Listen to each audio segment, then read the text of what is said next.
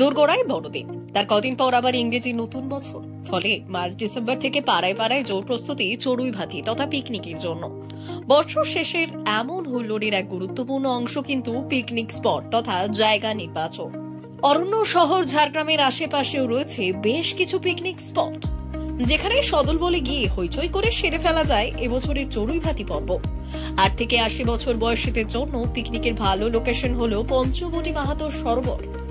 ধোবাধুবিন এলাকায় এখানকার পিকনিকের স্পটটি হলো কাজু বাগানের মধ্যে।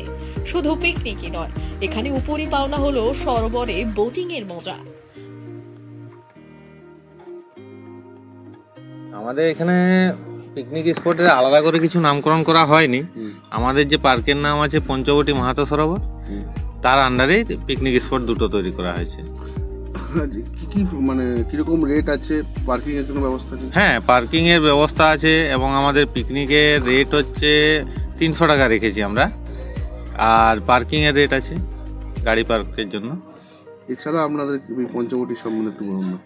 এছাড়া বলতে ধরুন আপনার পিকনিক স্পটে জলটা আমাদের দেওয়া হয়, জলের কোনো অসুবিধা নেই।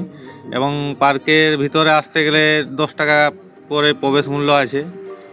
বোটিং করলে ধরুন 30 টাকা করে পার হেড করা আছে, বাচ্চাদের 20 টাকা। এবং এখানে খাওয়া দাওয়ারও ব্যবস্থা আছে।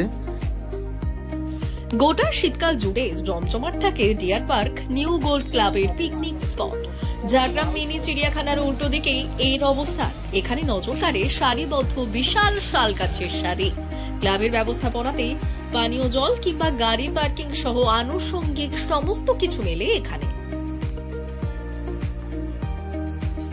ক্লাব থেকে একটা পিকনিক স্পট করে দেওয়া হয়েছে, সেখানে পানীয় জলের ব্যবস্থা আছে সাবমার্শাল থেকে। এবং সকালবেলা আমাদের 4-5 জন ক্লাবের মেম্বাররা তারা সুন্দরভাবে পরিষ্কার পরিচ্ছন্ন করে এবং সন্ধ্যাবেলাও তারা পরিষ্কার পরিচ্ছন্ন করে।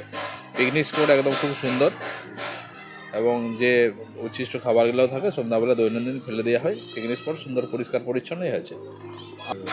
এভরিথিং, পার্কিং সুবিধা আপনি যেমন পাবেন, পিকনিকের সুবিধাও পাবেন এবং জলের সুবিধাও পাবেন, বসার সুবিধাও পাবেন, সমস্ত কিছুই সুবিধা পাবেন এবং সমস্ত কিছুটাই ক্লাব মেনটেন করবে এবং ক্লাব এটা দীর্ঘদিন ধরেই করে আসছে, 2013 সাল থেকে আজ পর্যন্ত করে আসছে তারা।